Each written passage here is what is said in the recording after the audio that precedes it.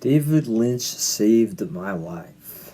The man died 4 days ago on January 16th, 2025, before his birthday, which would have been today.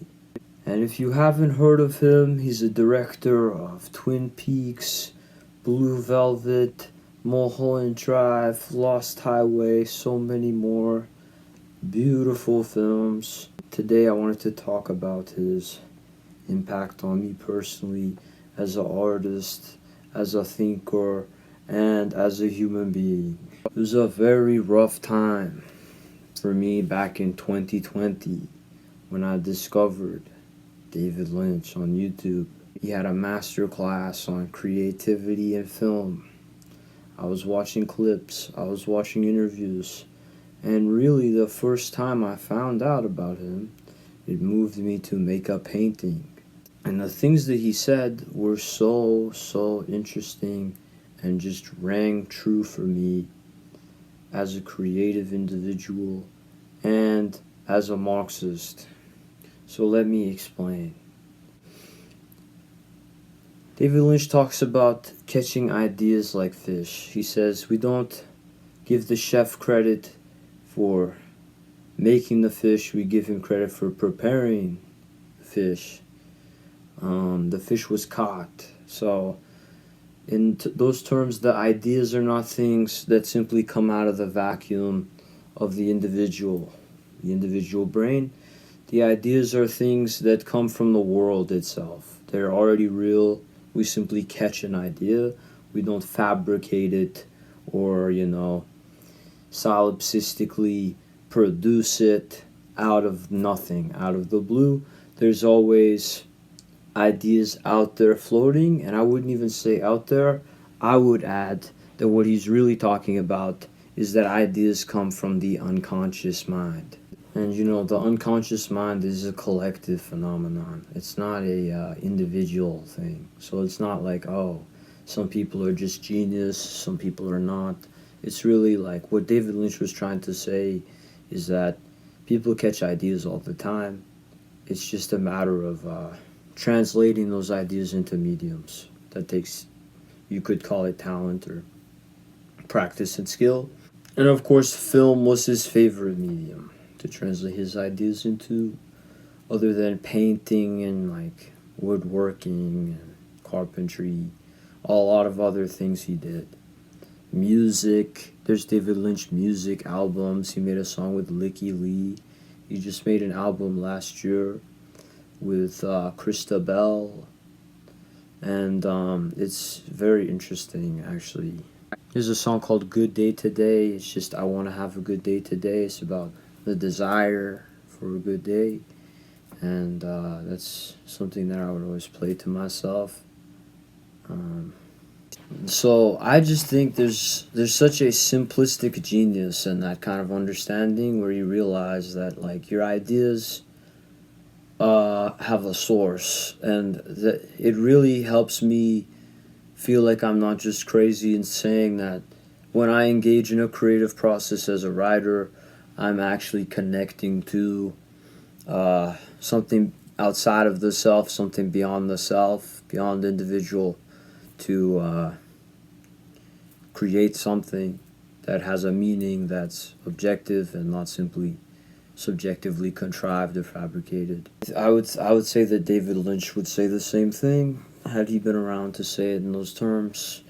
I don't know if he ever really would say it in those terms because he's not as confrontational and opinionated as I am as a personality. And that's obvious from any interview clip that you watch with him. He's very like, well, what do you think? Like he's not like me where I'm going to argue with you.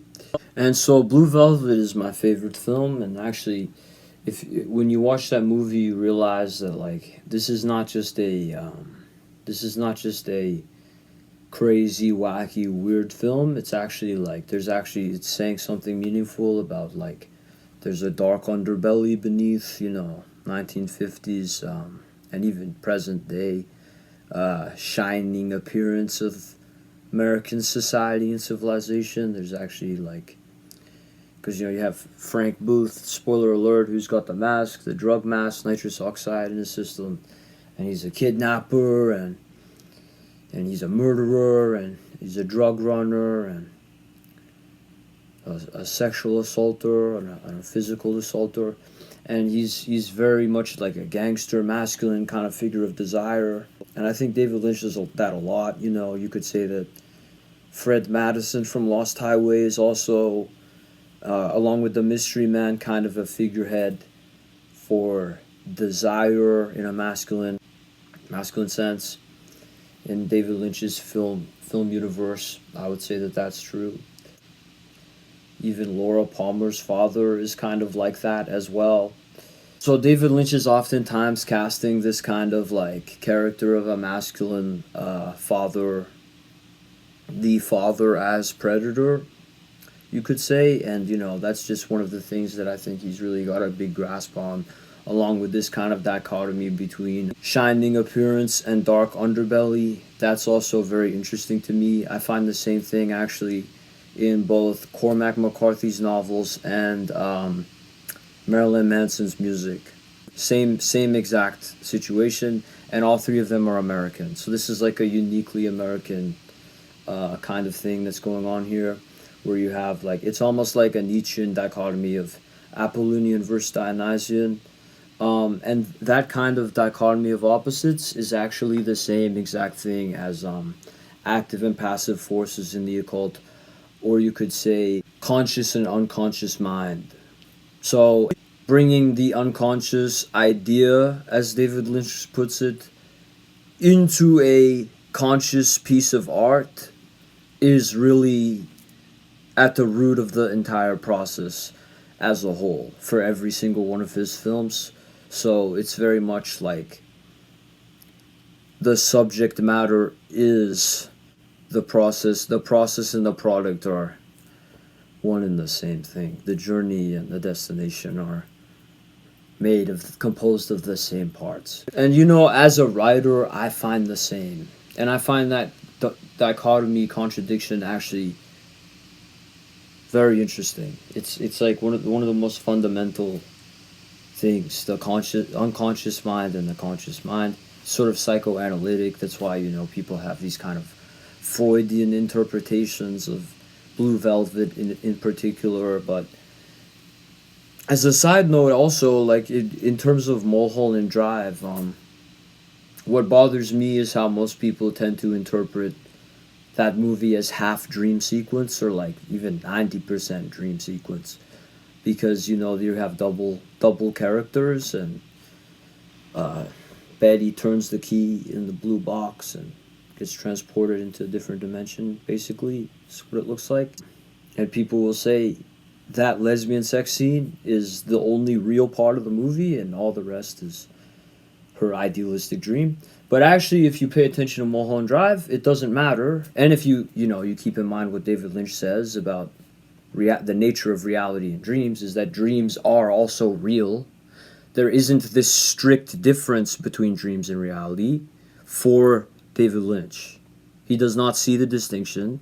He says that dreams are a part of reality. Reality is very large. Reality is very big, encompasses a lot of things. Interpreting a movie like Mulholland Drive along this kind of strict binary thinking of dream versus reality is actually a faulty analysis that doesn't get to the core of the intuitive meaning that he's trying to get across in the movie. I have a feeling, let's say, that's like pre-rational, that just comes to me through watching the movie, that Mulholland Drive is actually about the broken dreams in the sense of aspirations and hopes. The theme of the movie is broken hopes, broken dreams. That's why the structure of the film has the structure of a broken dream, shifting around from character to character with the same actresses.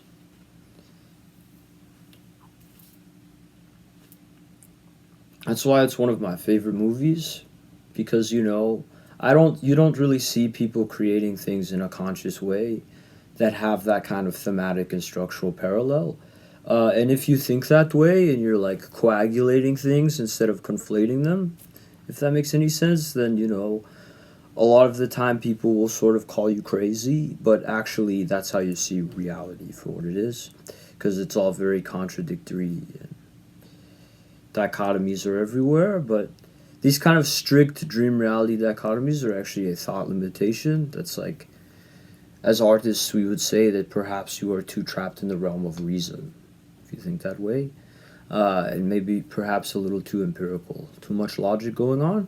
Because to get more to the point of the video and memorializing David Lynch's legacy really is like, what he's done for me is shown me, that art is like this sacred process where you are connecting to reality itself and then sharing it with the world. It's not a mental health issue. It's closer to reality than the thoughts of the average person around you could ever hope to become.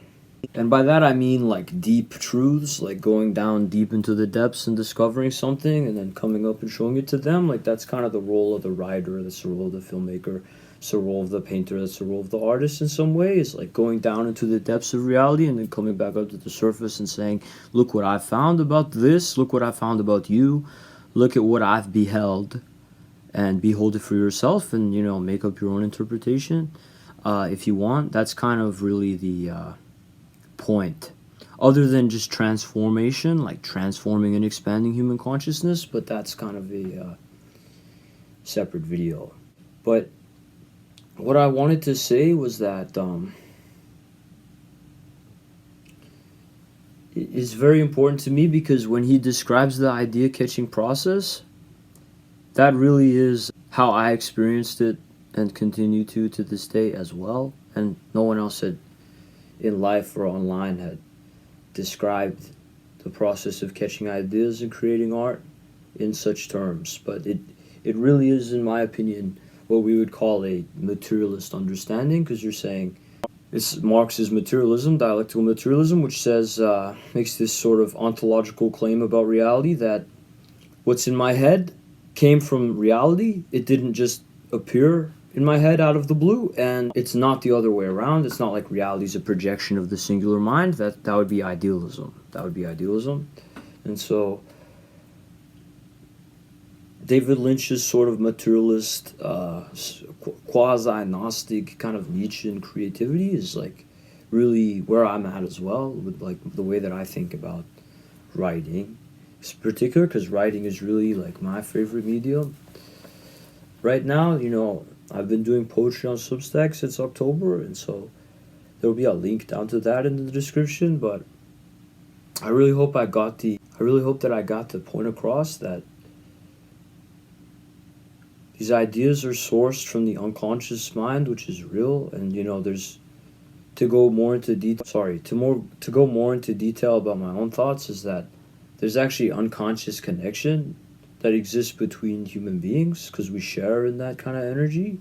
And I don't know what makes each person the person that they are on that kind of libidinal primary level, because like one of the ideas that's implied by that kind of worldview and thinking about creativity and art is that the what I would call the libidinal, or you could call it unreason, emotion, intuition, is actually primary, whereas the realm of intellect and logic is actually, and reason is actually secondary. It's not the other way around, like so many, Christian dogmatists and Aristotelian logicians actually believe for years. And scientists, they have it the backwards way, and that's why, I think that creative disciplines in philosophy are actually superior ontologically, because we actually see reality more clearly than scientists and bourgeois thinkers. These kind of like unconscious connections exist as a network, as at that dark primary level that is like the Frank Booth energy.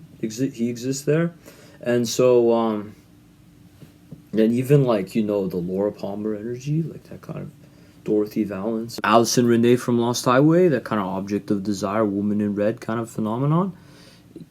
These kind of characters are productions of the collective unconscious mind, and it's collective because it's all interconnected in a network. And so when you get an idea, it involves a certain character, like or involves a certain person, it's very much like you catch on to this idea from your source of particular inspiration, and that is actually a more genuine connection than any kind of written down relationship on paper, or and also it's like, or like in-person conscious relationship. It's actually a more real relationship between you and your muse than any of that could ever hope to be. It's a certain bond and tie that is very sacred and private and should not be interfered with by, random people who don't really know you at all, and wouldn't be able to understand what you're doing with it in the first place. And also, it's something that exists ambivalent towards, and I'm talking about that like creative linkage, ambivalent towards that unconscious connection. It exists no matter if you want it to or not. It exists whether anyone wants it to or not. It exists ambivalent towards individual tastes and desires and wishes and wants and likes and dislikes, and it exists in a certain sense that is beyond and deeper than time and place. Doesn't matter when it is, doesn't matter where you are, and the law doesn't matter what institutions and legal systems have to say to you about it. Doesn't matter at all. All that matters is the law of the land in terms of libidinal unconscious desire, in terms of creative production, in terms of unconscious connection. And so David Lynch really laid the groundwork for me back in 2020 when I found out who he was on YouTube for that kind of philosophy. And it's all true. And, I don't really understand why anybody would want to disrespect or dishonor that kind of sacred creative process, because, when I catch an idea, I don't impose judgments upon it. I don't say, oh, it's a good idea, it's a bad idea. It's just a matter of intuitive affinity, and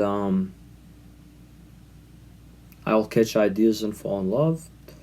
And it's really interesting because if I am the one person who sees this way, in the sense that I'm the one who sees these visuals and I'm the one who feels these intuitive feelings, then I feel like it's kind of my responsibility to the human race and the earth, and even to a spiritual principle, to apply that to a medium and create something out of it. And if I don't, then it's like I'm not holding up my end of the unconscious relationship. I'm actually, like, all that's happened in the last 6 years, the only thing that I regret is not all the moments when I wasn't pursuing my creativity in that sense. That's the only thing that I'm sorry for, is pretty much not acting sooner.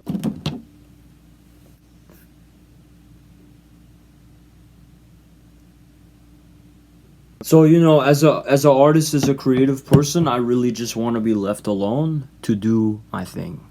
Just serve the ideas, and that's all I want.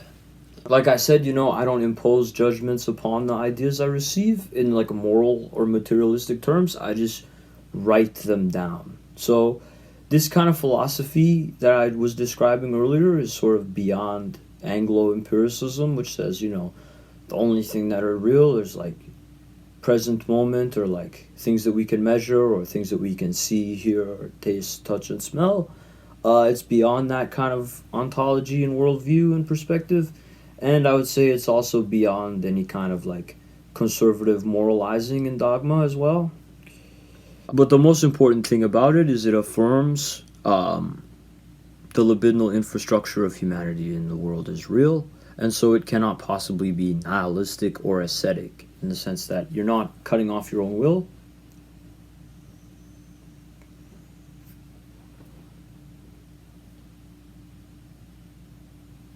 So the work of David Lynch, if you really watch his movies and understand, you have some kind of intuitive understanding of them, then everything I just said will really make sense to you. And if you go back and watch the videos that I watched, the interviews in the masterclass, it will make sense to you as well, because that's really that was one of the building blocks for me 5 years ago in really getting inspired and discovering my purpose in life is to create art, and making use of my talents, pursuing the highest possible pursuit that I could, which would be writing, because when you're writing, it's like the most social act you can achieve, because you can communicate with potentially thousands of people at once just with the same words, and you can't do that in conversation. You can only do that through producing art.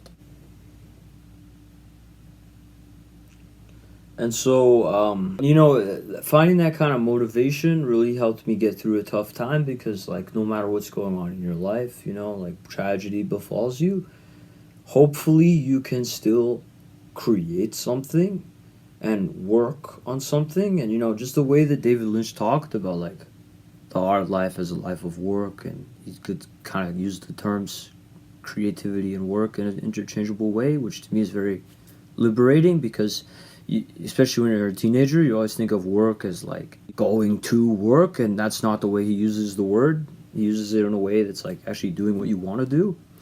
And I think that that's like the better way of living, as opposed to just doing all the work that you're told to do in school and at your job. Like, work as in terms of working all day on a story or a poem or a painting or a film is really that's really a fulfilling and productive type of work, where that's not just about producing a profit margin for someone else and upholding your basic necessities in a sort of disgusting exploitative capitalist society. You shouldn't really have to do that to survive, but they force you to by threat of starvation and homelessness and debt.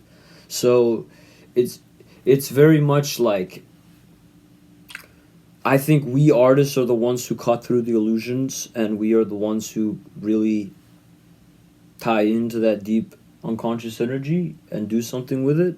And I think, perhaps someday everyone will have the material freedom to pursue that for themselves. And I think that that's a very important goal to keep in mind, in the sense that they will not be tied down to material necessity, taxes, bills, paying for food, and so on and so on. If we didn't have to do all of this, we would have all the time in the world to create things and actually make our species better, smarter, more healthy, more educated, and more happy, more fulfilled, and really embrace the meanings of life. And people would not be so tied into these ideological illusions of, Republican, Democrat politics and consumerism of corporations and social media, and Anglo-empiricism, and attacking people who recognize deeper truths as somehow crazy. Like, people would no longer behave and think in the ways that they do today if we all simply had the overarching structural freedom in our society as a collective to produce artwork and tap into that universal unconscious dark energy. And so I think that the most important thing that I could have done this whole time was to keep pursuing my creative goals as a writer primarily. And it's taken me all of this time to decide upon that as like a real solid commitment. And I've made all kinds of actual physical pharmacological even choices of like, what am I putting in my body, what am I not, what am I doing, what am I not doing with my time, relationship choices, and so on and so forth, to simply do all that I can to remove any kind of blockages and fully pursue that kind of art life that David Lynch talked about. And that's really all I'm working towards and all I'm trying to do. And I don't really care about anyone else's opinion on that. I think I'm going to do it anyway.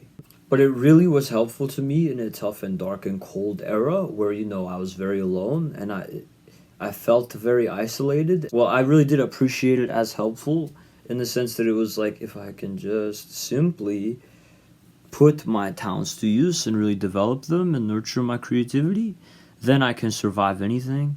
And that's really the truth that I discovered sort of back then that I keep revolving back to. And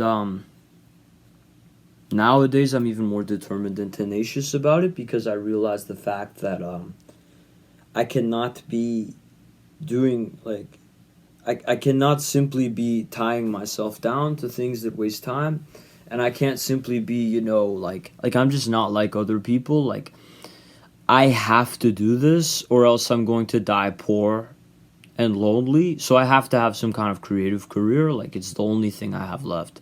And so, that's kind of fulfillment is the only thing that I'm pursuing, and that kind of fulfillment is really what has gotten me this far.